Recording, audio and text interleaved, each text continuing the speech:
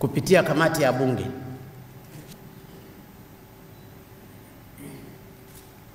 ilifanya uchunguzi wa miradi ya polisi vituo 108 ambapo palikuwa na mkataba wa Wizara ya Mambo ya Ndani pamoja na mtu anaitwa Rugumi wa bilioni 37. Tulipewa maagizo sisi kama serikali tuyashughulikie, kaupitie mkataba huu,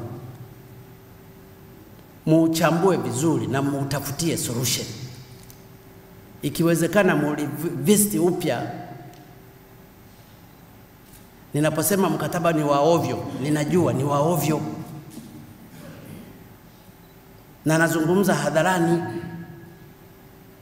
Magari 777, lakini mkataba ni wa ovyo. Hata bei ya magari ile ni ya ovyo.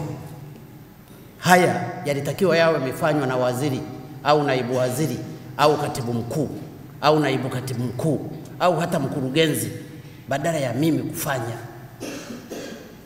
Mnanichosha. Leo ngoja niwape vidonge vyenu pole pole.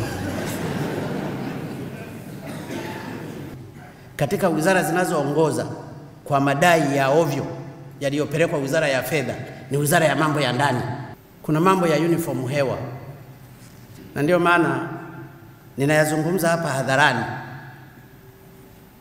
kwa sababu sijapata majibu yake. Niliowapeleka pale hawakutatua matatizo haya. Zilisupplyiwa uniform za polisi kwa mabilioni ya fedha, hazionekani.